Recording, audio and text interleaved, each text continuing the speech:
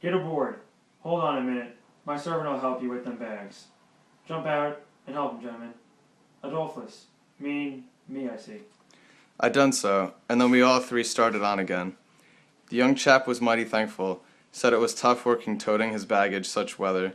He asked the king where he was going, and the king told him he'd come down the river and landed at the other village this morning, and now he was going up a few miles to see an old friend on a farm up there. The young fellow says, "When I first see you, I says to myself, it's Mr. Wilkes, sure, and he come mighty near getting here in time. But then I says again, no, I reckon ain't him, or else he wouldn't be paddling up the river. You aren't him, are you?" No. My name's Blugget. Alexander Blugget. Reverend Alexander Blugget.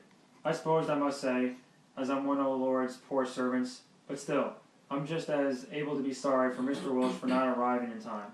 All the same, if he missed anything by it, which I hope he hasn't. Well, he don't miss any property by it, because he'll get that all right.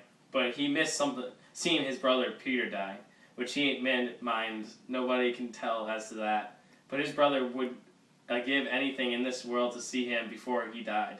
Never talked about nothing else all these 3 weeks.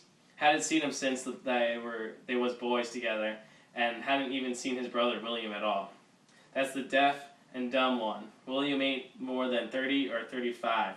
Peter and George was the only ones that come out here. George was the married brother. Him and his wife both died last year. Harvey and William's the only ones that's left now. And as I was saying, they haven't got here in time. Did anyone send him word? He left a letter behind for Harvey and said he told in it where his money was hid and how he wanted the rest of the property divided up so George's girls be all right. For George didn't leave nothing, and that letter was all they could get him to put a pen to. Why do you reckon Harvey don't come? Where does he live? Oh, he lives in England. Sheffield preaches there. I've never been in this country. He hasn't had any too much time. Besides, he might have get the letter at all, you know? Too bad. He couldn't have lived to see his brothers. Poor soul. You're going to Orleans, you say? Yes, but that ain't only a part of it. I'm going on a ship next Wednesday for Rio de Janeiro, where my uncle lives. It's a pretty long journey, but it'll be lovely. I wished I was a-going. Is Mary Jane the oldest? How old is the others? Mary Jane's 19, Susan's 15, and Joanna's about 14. That's the one that gives herself to good works and has a hare lip. Poor things. To be left alone in the cold world so. Well, they could be worse off. Old Peter had friends. They ain't gonna let them come to no harm. There's Hopeson, the Baptist preacher, Deacon Lot Hovey, and Ben Rucker. You know Ben Rucker. And Abersnackaford, and Levi Bell the lawyer, and Dr. Robinson, and their wives, and the widow Bartley. And well, there's a lot of them. But these are the ones that Peter was thickest with, and he used to write about them sometimes when he wrote home. So Harvey, I'll know where to look for your friends when he gets here. Well, the old man, he went on asking questions till he just fairly emptied that young fellow.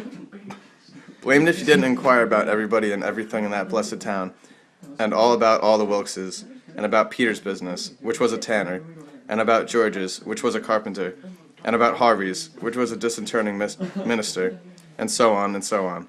Then he says, "What did you want to walk all the way up to the steamboat for?" Because she's a big Orleans boat, and I was afraid she might have stopped there. Why, they're deep, they won't stop for the hail.